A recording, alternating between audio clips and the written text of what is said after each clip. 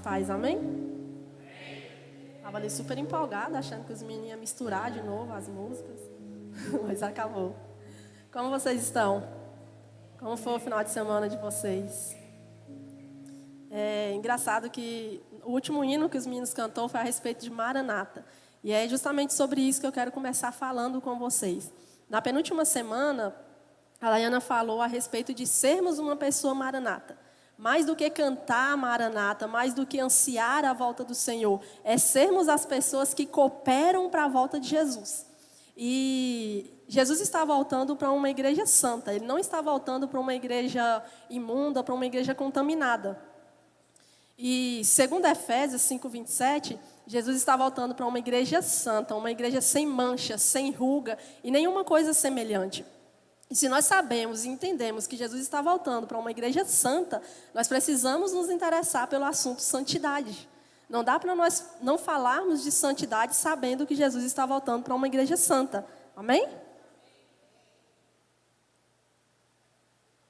Existe uma frase do John Owen, que ele fala assim: o Senhor Jesus não leva ou não levará para o céu alguém que Ele não tenha santificado aqui na terra. Esta cabeça viva não admite membros mortos. E essa é uma frase extremamente forte. Eu não sei se vocês conseguem entender o poder dessa frase. Esta cabeça viva não admite membros mortos. E aí a Bíblia ela declara que nós somos chamados. Nós somos chamados para quê?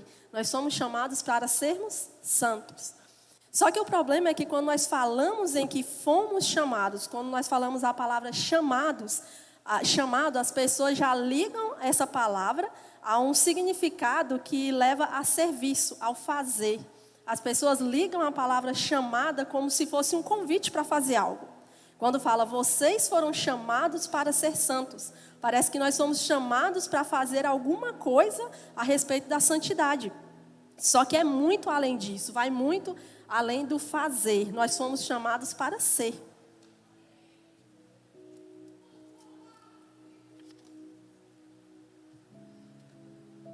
E o chamado de Deus, ele não é só para fazermos, é para ser. O chamado de Deus para o homem é uma convocação para sermos algo. É muito mais do que fazermos algo, é para sermos algo, sermos alguém. E o ser vem antes do fazer. E nós precisamos entender isso, nós precisamos ter claro isso nas nossas mentes. O problema é que quando nós trocamos o ser com o fazer, nós conseguimos ter um prejuízo muito grande. Porque nós acabamos valorizando as habilidades ou a capacidade. Quando eu acho que o chamado para ser santo é para fazer algo, então eu falo, opa, eu preciso me capacitar, eu preciso ter habilidade para fazer isso. E não é que eu estou criticando a capacitação, é muito importante a capacitação. Só que o grande problema é quando a capacitação, quando a grande valorização está a respeito do fazer e não do ser. Eu não sei se vocês se lembram, quando a Dayana deu um exemplo de um pastor em uma cidade que estava abusando de mulheres, de ovelhas dele.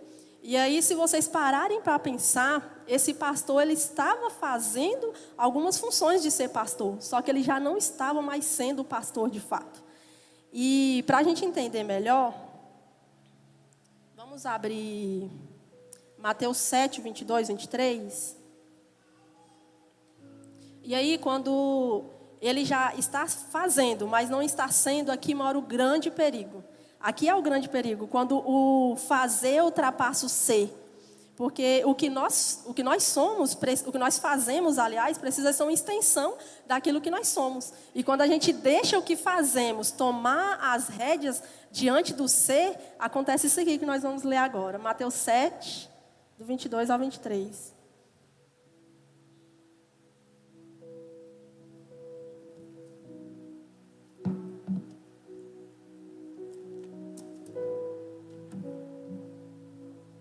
Muitos dirão a mim naquele dia, Senhor, Senhor, não temos nós profetizado em Teu nome? Em Teu nome não expulsamos demônios? E em Teu nome não realizamos muitos milagres? Então lhes declararei, nunca os conheci, afasta-vos da minha presença, vós que praticais o mal. E é muito interessante, porque se vocês prestarem atenção no dia de prestação de conta, as obras que nós fazemos não será justificativa para a falta de santidade do caráter de Cristo em nós. Não adianta você falar, Deus, mas eu fiz isso, mas eu fiz aquilo. Isso não será nem isso aqui de justificativa, perto daquilo que faltou, de caráter do Senhor em você.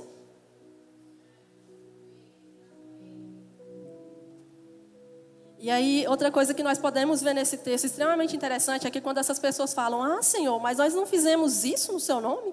Não fizemos aquilo no seu nome? Em nenhum momento fala que Jesus vai virar para elas e falar, não, vocês não fizeram.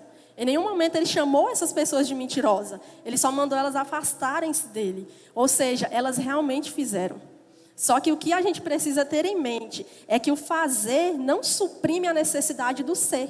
O fazer não suprime a necessidade de que haja em nós um caráter de Cristo, um caráter que revele compromisso com Deus de verdade. Muito acima do fazer, nós precisamos ser algo. E, inclusive, no dia da volta de Jesus, no grande dia, no dia final, nós vamos precisar ser. Vamos precisar ser reconhecidos por Ele. Porque aqueles que forem conhecidos por eles, esses entrarão. E os que Ele não conhecer, como Ele fala para essas pessoas, afastai-vos da minha presença, vós que praticais mal, nunca os conheci. Ou seja, precisaremos ser conhecidos por Ele no grande dia. Amém? Quando Paulo escreve para Timóteo, a respeito das pessoas que almejavam o episcopado, ele fala 16 características. E aí eu estava lendo essas 16 características hoje, eu achei muito interessante, porque de todas as 16... apenas uma está ligada ao fazer. Apenas uma dessas características exige habilidade, que é quando ele fala, sejam aptos a ensinar. Todas as outras 15 características dessas pessoas estão ligadas ao caráter, estão ligadas ao ser. Ele fala, sejam respeitáveis, equilibrado, pacífico, que não seja apegado ao vinho, que seja amável. Todas as outras 15 características estão totalmente ligadas ao ser, ao caráter, não ao fazer. Ao fazer tem apenas uma, sejam aptos a ensinar. E isso novamente nos mostra que precisamos entender que temos que ser e não fazer. Não somente fazer, temos que fazer, mas não somente fazer. Tem um outro texto que fica em 1 Coríntios 13, o 3, que também nos mostra essa importância do ser acima do fazer.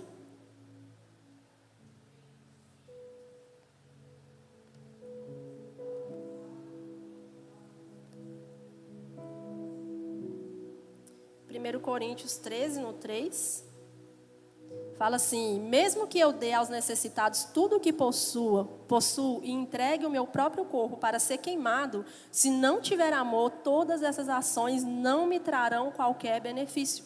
E se vocês prestarem atenção, quando falo, mesmo que eu dê tudo que eu tenho aos necessitados, o dar é uma ação, está ligado ao fazer. Dar é uma ação, é um movimento. Se eu não tiver o amor está ligado ao quê? A Deus, ao que eu sou, ao meu caráter. Se eu não tiver amor, nenhuma dessas ações me trarão qualquer benefício real.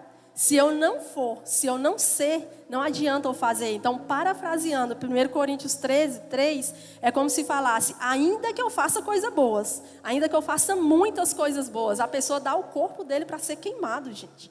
Ainda que eu faça muitas coisas boas, se eu não tiver caráter, não importa.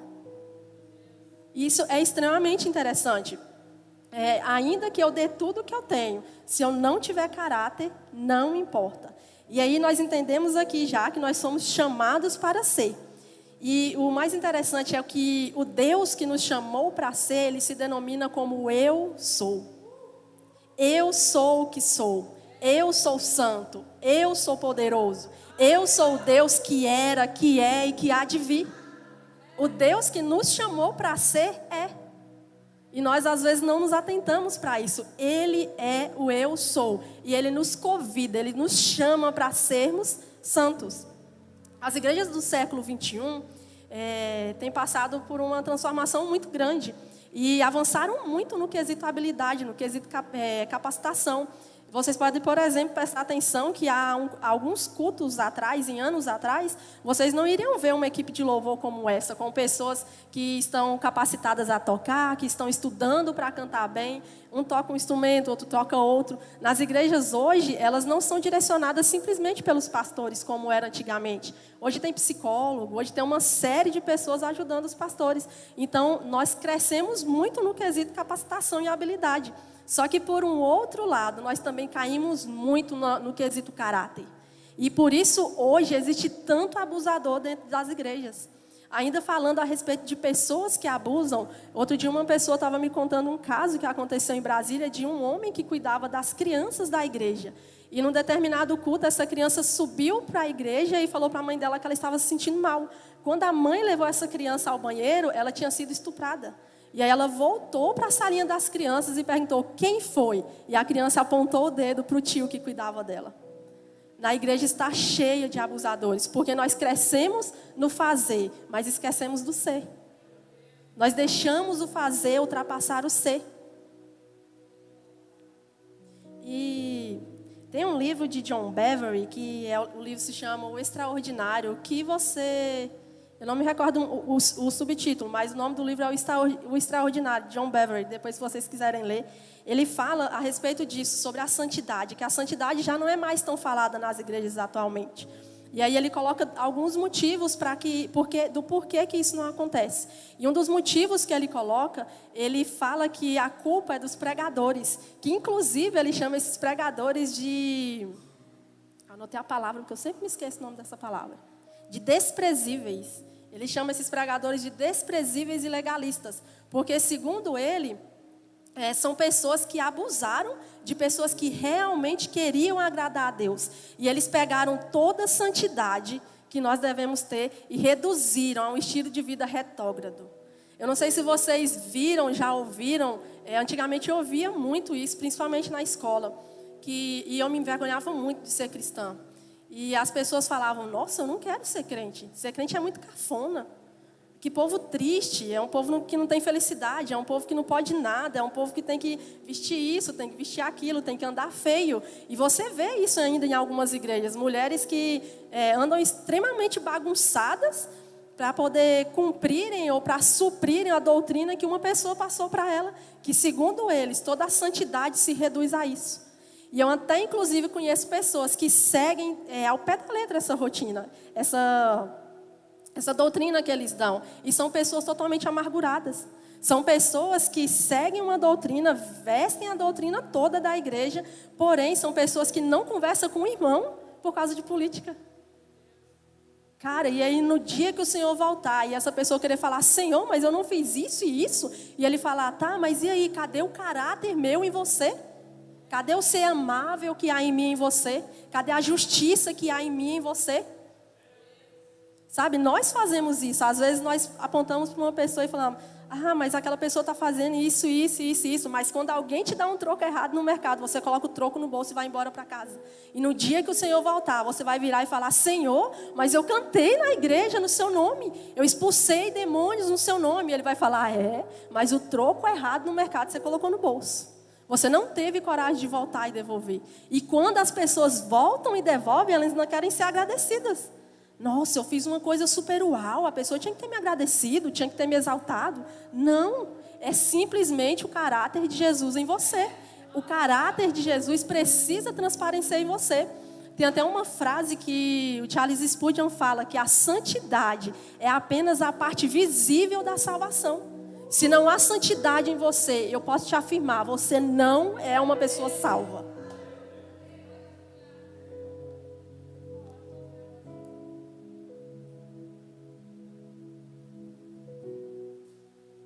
E aí o John Bevere, ele segue falando que, além dessas pessoas que abusaram de pessoas que realmente queriam adorar a Deus, muitas pessoas conseguiram se safar dessa tirania.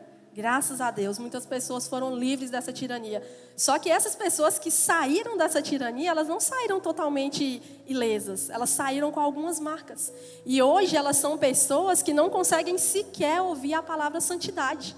Que elas já tremem com isso. E aí a gente sai de um extremo e entra em um outro extremo. Somos pessoas que saímos de um sistema e acabamos criando outro sistema. Ah, porque lá na igreja que eu ficava pedia muito dízimo e eles roubavam e eles não faziam certo. E agora eu não vou mais dar dízimo. Nem pensar que eu vou devolver o meu dízimo. Para que eu vou devolver o meu dízimo? Mas está ali na Bíblia. Você tem que devolver o seu dízimo. Ah, mas lá na igreja ele me abusou muito e o pastor falou muito que eu não podia vestir isso, eu não podia vestir aquilo, agora eu vou fazer o que eu quiser. E você não vai mais andar numa imagem de uma pessoa que mostra pureza e santidade, porque agora você já não quer mais nem ouvir falar em doutrina. Você sai de um extremo, são pessoas que saíram de extremo e foi para outro extremo. Mas graças a Deus o Senhor está restaurando isso.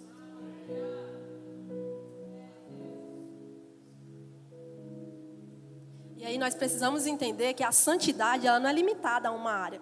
Eu não posso só ser santa aqui na igreja.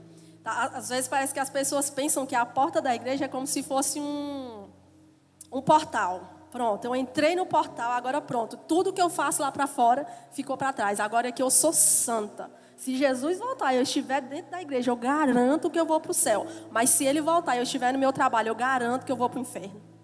Esses dias eu estava lendo um livro, não sei se era lendo um livro ou era vendo uma ministração, e eu achei extremamente importante quando uma moça perguntou para a outra, falando, acho que foi alguém que falou com a Maria Luque, ela falou assim, Maria, eu não consigo ser organizada no meu serviço, e o meu patrão já me chamou a atenção disso várias vezes. E eu achei extremamente interessante a resposta dela, quando ela falou que você precisa ser organizada porque o seu Deus é organizado. Como você se diz cristã e não consegue ser organizada? Você precisa ser na sua empresa a pessoa que faz com que seu patrão deseje contratar mais cristãos. Cara, a partir de hoje eu só contrato cristão. Porque pensa num povo que é organizado. Pensa num povo que cumpre com horário. Mas você como cristão só chega atrasado, não faz as suas obrigações. E aí o seu patrão talvez fale, cara, mas que cristão que não revela nada de Jesus. No serviço do meu esposo eu acho até interessante. Porque o patrão dele, quando chega uma pessoa e fala assim... eu quero fazer uma notinha. Ele fala, a pessoa quer fazer notinha? Sim, é crente? Não, não faz não, porque crente não paga não. Cara, o que fizeram com a imagem do cristão? O que nós fizemos com a imagem dos cristãos? O que nós estamos fazendo? Cadê a imagem e o caráter de Jesus em nós? Para falar, crente? Pode fazer, assina embaixo. Ele vai pagar, eu garanto que ele vai pagar. E eu acho muito interessante também em Israel, acho que foi a Acla que estava me falando uma vez, que quando os homens traem suas esposas, nenhum homem mais faz negócio com ele. Porque eles falam que se esse homem consegue trair a pessoa com quem ele dorme, imagine com quem ele faz negócio. E isso falta na gente, o caráter de Cristo em nós. Eu sou uma pessoa que às vezes eu me considero bem assim complicadinha. E aí às vezes quando eu faço algumas coisas eu paro e falo para mim mesma, cara, Jesus faria isso? Será se Jesus faria isso que eu estou fazendo? Eu falei, freia, Jesus não faria isso. E é muito difícil, acho que a área mais difícil de você mostrar que você é cristão é dentro de sua casa. Porque dentro de casa a gente quer estourar, a gente quer gritar, a gente quer colocar todos os defeitos para fora. Se vocês quiserem saber todos os meus defeitos, pergunta para Vinícius e para Caio, que eles vão ter uma lista para vocês. Mas quando a gente pisa o pé para fora de casa, parece que baixa uma santidade, né? A gente consegue tratar todo mundo bem, a gente consegue ter paciência com todo mundo. Mas quando a gente pisa o pé dentro de casa, já baixa uma impaciência, que Deus me livra. Vamos abrir 1 Pedro, vamos ler do 14 ao 16. Vai falar para a gente a respeito da santidade de Deus. E porque Deus é completamente santo, nós precisamos ser como Ele. Imagem e semelhança do Senhor.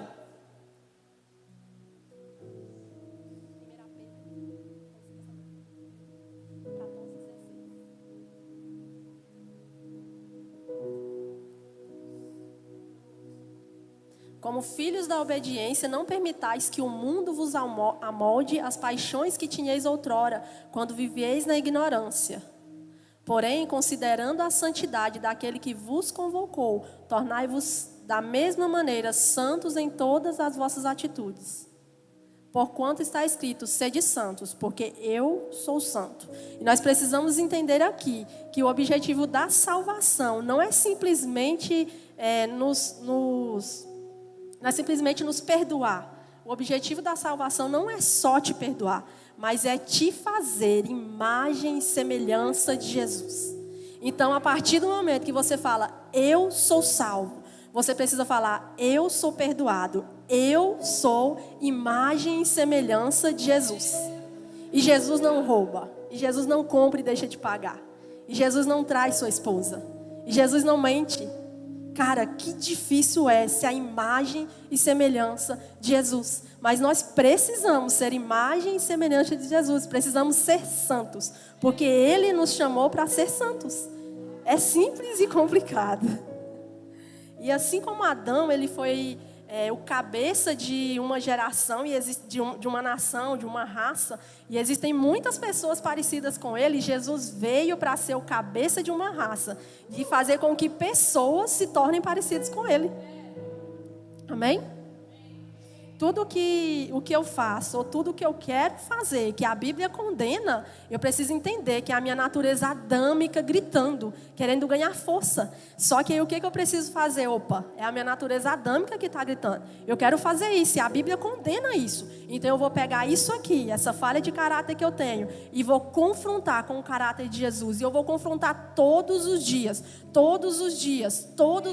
até que aquele caráter manchado se torne igual, semelhante ao caráter de Jesus.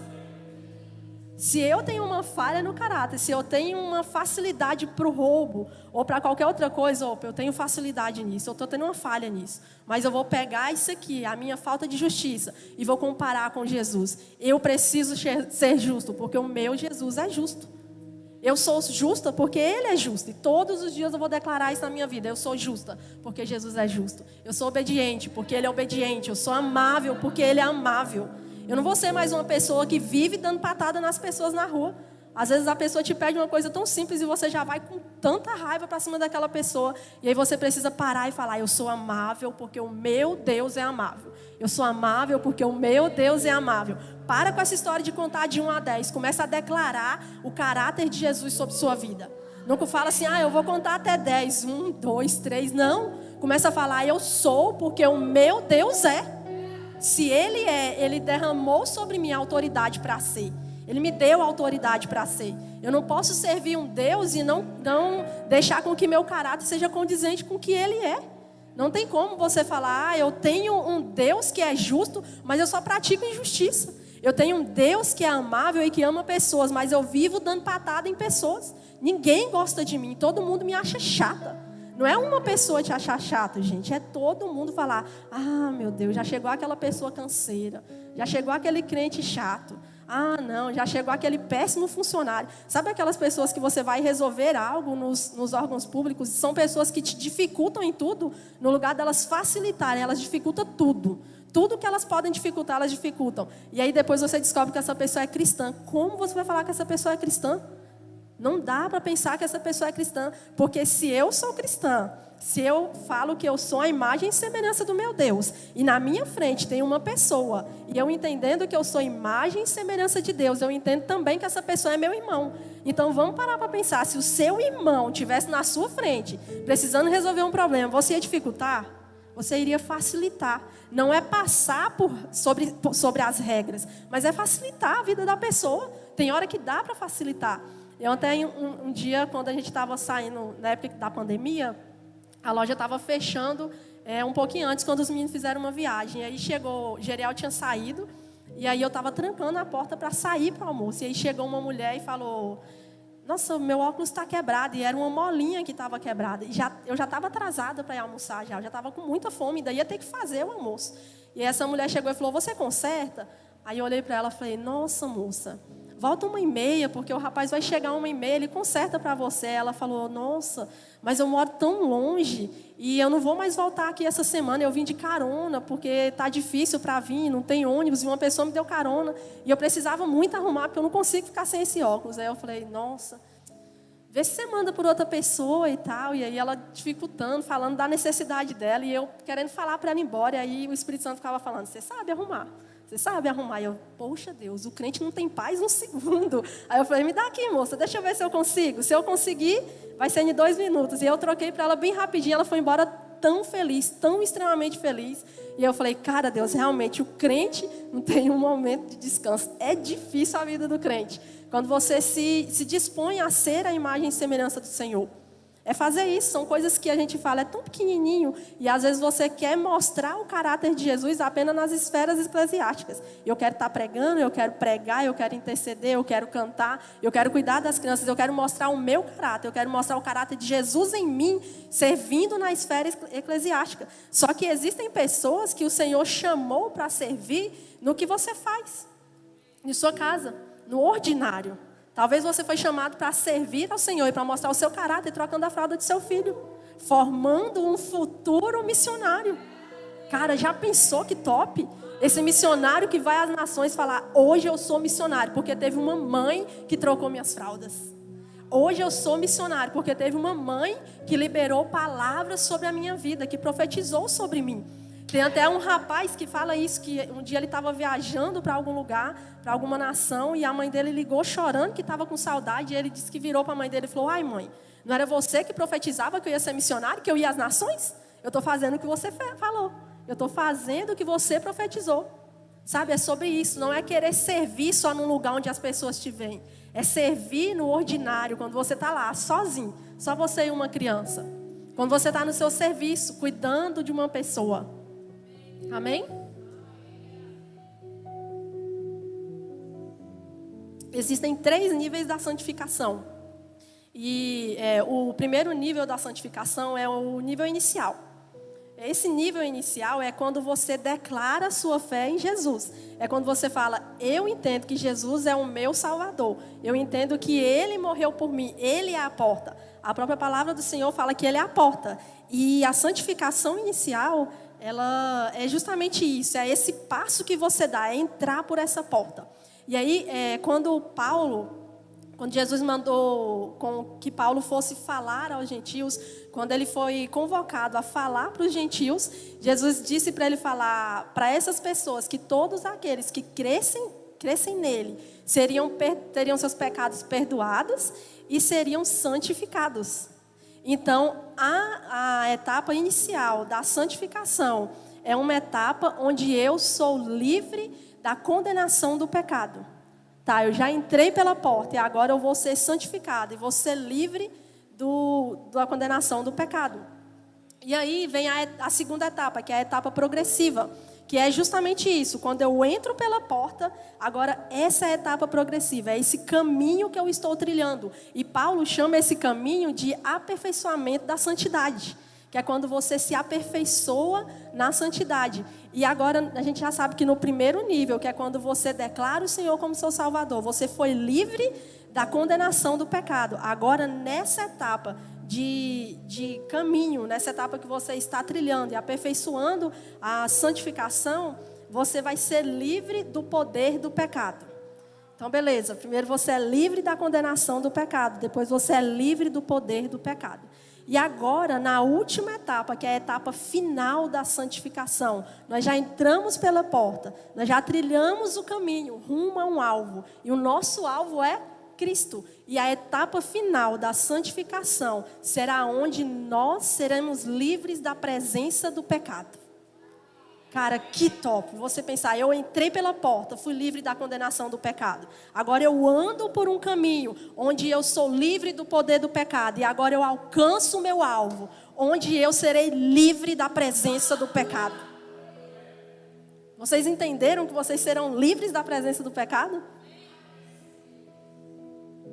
E aí talvez agora vocês estejam pensando, tá, é algo muito difícil também.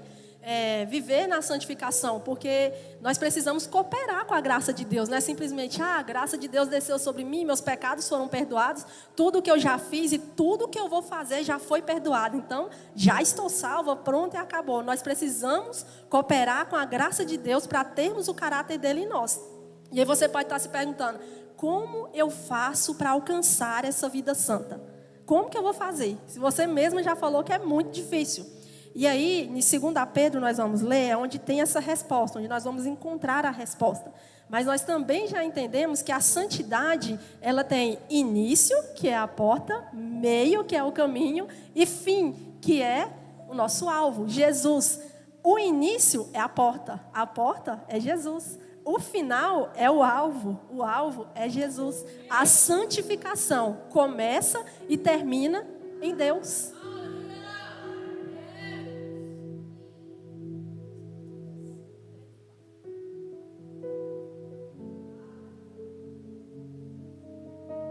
Eles proclamarão o que aconteceu com a promessa. Não é isso aqui não.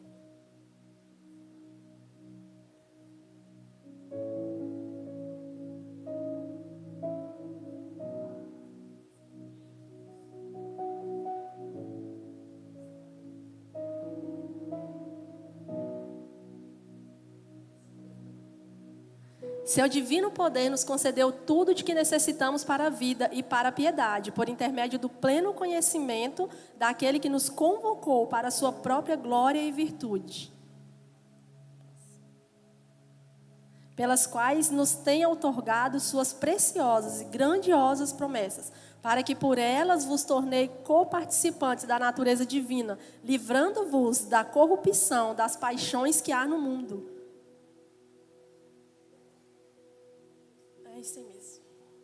É isso mesmo, gente. Então, o que nós precisamos para ter o caráter de Jesus está nele.